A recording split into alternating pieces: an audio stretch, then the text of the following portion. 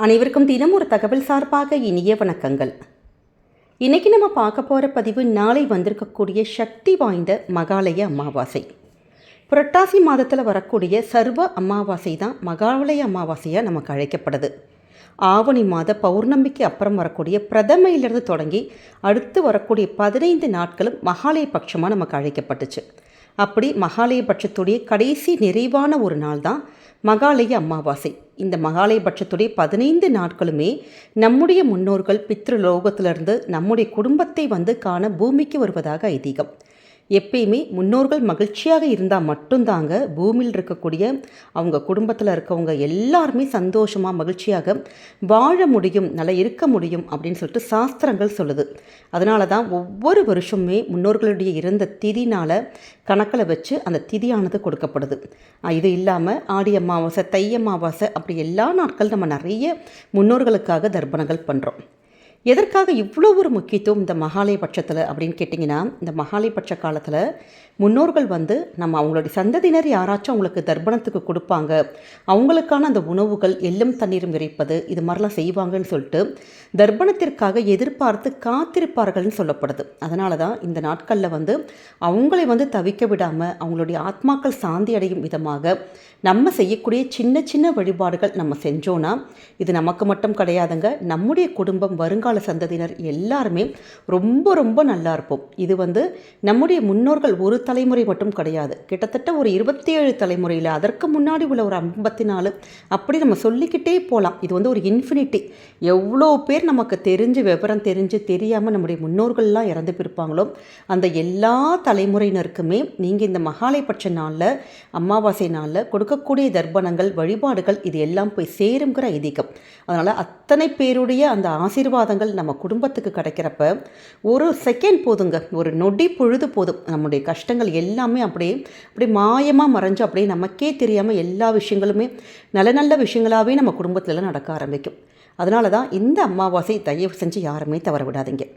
இந்த மகாலய அமாவாசையில் நம்ம காலையில் வெறும் வயிற்றில் சொல்லக்கூடிய சக்தி வாய்ந்த மந்திரம், இந்த மந்திரம் நம்முடைய முன்னோர்களை நம்ம நினச்சி சொல்கிறப்ப, குல தேவதையை நம்ம நினச்சி சொல்கிறப்ப நம்முடைய வாழ்க்கையில் நல்ல விஷயங்கள், நம்முடைய கஷ்டங்கள் எல்லாமே நொடி பொழுதில் தவிடு பொடியாகுங்கிற ஒரு அசைக்க முடியாத நம்பிக்கை இருக்குது. அப்படிப்பட்ட சக்தி வாய்ந்த மந்திரம் தான் என்னங்கிறது தான் இந்த பதிவில் தெரிஞ்சுக்க போகிறீங்க. பதிவுக்குள்ளே போகிறதுக்கு முன்னாடி நம்முடைய சேனலை சப்ஸ்கிரைப் பண்ணாமல் பார்த்துட்ருக்கோங்க, கண்டிப்பாக சப்ஸ்கிரைப் பண்ணிக்கோங்க. அப்போ தான் எங்களுடைய எல்லா நல்ல நல்ல பதிவுகளுமே உடனுக்குடனே வரும். பக்கத்தில் இருக்கக்கூடிய பெல் பட்டனை மறக்காமல் கிளிக் பண்ணிக்கோங்க. இப்போ பதிவை பார்க்கலாம். எப்பயுமே அமாவாசை நாட்களில் நம்ம கடல்களில் போய் நீராடுறது, இந்த நீர்நிலைகளில் நீராடுறதுங்கிறது ரொம்ப விசேஷம்.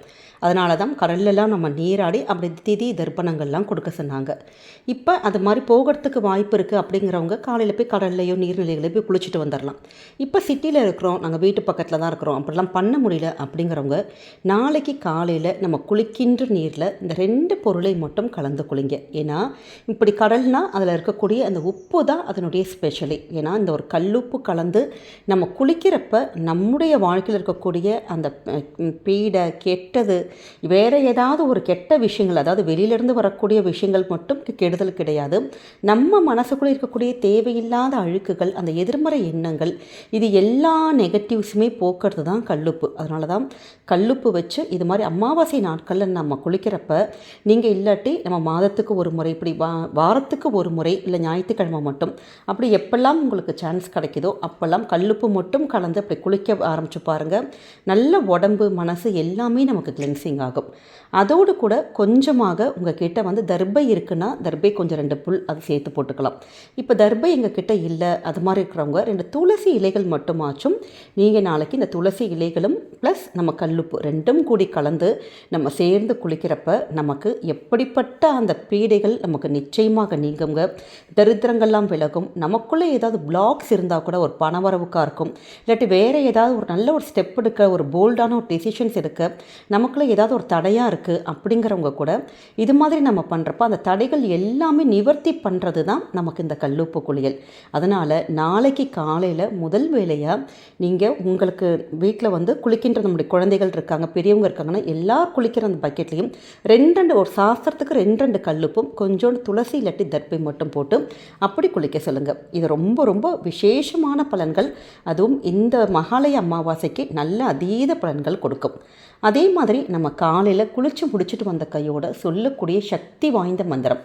இந்த மந்திரத்தை நீங்கள் காலைல குளிச்சுட்டு வந்து வெறும் வயிற்றில் இப்படி சொல்லலாம். இல்லை இப்போ நீங்கள் திதி தர்ப்பணங்கள் கொடுக்க போகிறீங்க அந்த இடத்துல இப்படி சூரியனை பார்த்து சொல்லலாம். இல்லை நம்ம பூஜை அறையில் இல்லாட்டி முன்னோர்களுக்கு நீங்கள் இது பண்ணுவோம், இப்போ சாமி கும்பிடுவீங்க பார்த்தீங்களா, அந்த நேரத்தில் இப்படி எல்லா நேரமும் சொல்லலாம். ஆனால் காலையில் ஏந்திரிச்சு இப்படி குளிச்சுட்டு வந்த கையோட அப்படியே ஒரு நிமிஷம் ஆத்மார்த்தமாக நினச்சி உங்கள் முன்னோர்கள் இறந்து போனவங்க அவங்களோட பெயர்கள்லாம் தெரிந்ததுன்னா பெயர்கள் நீங்கள் மனசில் நினச்சிக்கலாம்.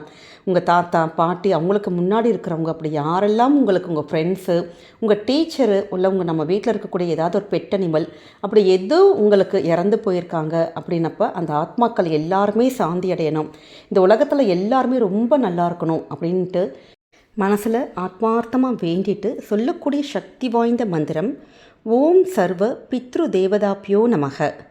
ஓம் சர்வ பித்ரு தேவதாப்யோ நமக.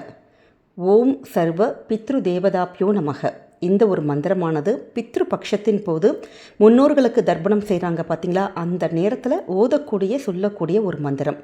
இது எல்லா முன்னோர்களையும் நம்ம வணங்குவதற்கும் அவங்களுடைய ஆசீர்வாதங்கள் பெறுவதற்கு நம்ம பயன்படுத்தக்கூடிய மந்திரம். இதுக்கான அர்த்தம் என்னன்னு கேட்டிங்கன்னா, அனைத்து முன்னோர்களின் தேவதைகளுக்கும் வணக்கம். இதுதான் இந்த மந்திரத்துடைய அர்த்தம். அதனால் உங்களுக்காக திதி தர்ப்பணங்கள் நம்ம நிறைய பேர் வெளியில் போய் பண்ணுவீங்க.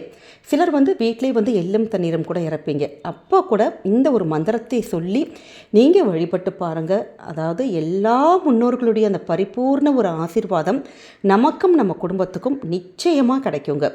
அதே மாதிரி நம்ம எப்படி முன்னோர்கள் நினைக்கிறோமோ காலையில் நம்ம நாளைக்கு நம்ம சூரிய பகவானை நினச்சி வேண்டி நம்ம ஒரு மந்திரத்தை சொல்லணும். ஏன்னா சூரிய பகவான் தான் நம்ம பித்ருகாரகனுக்கு தந்தைன்னு சொல்லி அழைக்கப்படுறது. அப்போ ஓம் நமோ ஆதித்யாய நமக, ஓம் நமோ ஆதித்யாய நமக, இந்த ஒரு மந்திரத்தை நீங்கள் மறக்காமல் சொல்லுங்கள். அடுத்ததாக நம்முடைய குல தெய்வம். எப்பயுமே அமாவாசை நாட்களில் முன்னோர்களுடைய வழிபாடு, இந்த தெய்வங்களுடைய வழிபாடு எவ்வளோ முக்கியமோ அதே மாதிரி குலதெய்வத்துடைய அனுகிரகம் நமக்கு அன்னைக்கு ரொம்ப ரொம்ப பரிபூர்ணமாக நிறைஞ்சிருக்கும். நம்முடைய வேண்டுதல்கள் எல்லாமே நடத்தி கொடுப்பாங்கங்கிற ஒரு ஐதீகம் இருக்குது. அப்போ ஓம் குலதெய்வதாயை நமக. உங்களுக்கு குலதெய்வத்துடைய பெயர் தெரிஞ்சதுன்னா அந்த பெயர் சொல்லிவிட்டு நீங்கள் நமகன்னு சொல்லலாம். இல்லாட்டி ஓம் குலதெய்வதாயை நமக அப்படின்னு இந்த 3 மந்திரத்தையும் நாளைக்கு மட்டும் உங்கள் வாழ்க்கையில் நீங்கள் நாளைக்கு சொல்லி பாருங்கள். நிச்சயம் அடுத்த அமாவாசைக்குள்ளே நீங்கள் என்ன மனசில் நினச்சி வேண்டி கேட்குறீங்களோ, என்ன கஷ்டம் தீரணும் அப்படின்ட்டு உங்கள் முன்னோர்கள்கிட்டையும் குலதெய்வத்துக்கிட்டேயும் நீங்கள் ஒரு பிரார்த்தனை வைக்கிறீங்களோ, நிச்சயமாக 200% அந்த வேண்டுதல்கள் நமக்கு கண்டிப்பாக நடக்குங்க. இது நீங்கள் எங்கே வேணாலும் எழுதி வச்சுக்கலாம். ஏன்னா இந்த வழிபாட்டுகளுக்கும் இந்த மந்திரத்துக்கும் அதீத ஒரு சக்தியும் பலனும் கைமேல் நமக்கு பலன் கொடுக்கக்கூடிய ஒரு வழிபாடு.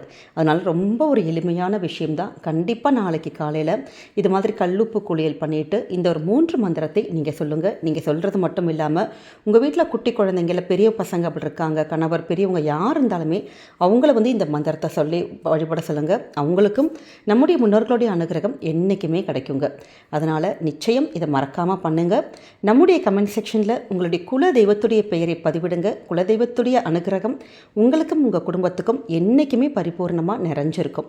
இந்த பதிவு கண்டிப்பாக உங்கள் எல்லாருக்குமே பிடிச்சிருக்கும்னு நினைக்கிறோம். பிடிச்சிருந்தால் மறக்காமல் ஃப்ரெண்ட்ஸ் அண்ட் ஃபேமிலி மெம்பர்ஸ் எல்லாருக்கும் ஷேர் பண்ணுங்கள். அவங்களும் இதை பார்த்து பயன்பெறட்டும். நம்முடைய சேனலை நீங்கள் சப்ஸ்கிரைப் பண்ணி உங்களுடைய ஆதரவுகள் சப்போர்ட்டுகள் என்றைக்குமே எங்களுக்கு கொடுக்கணுங்க. மீண்டும் வேறொரு நல்ல பதிவோடு உங்களை சந்திக்கிறோம். நன்றி, வணக்கம்.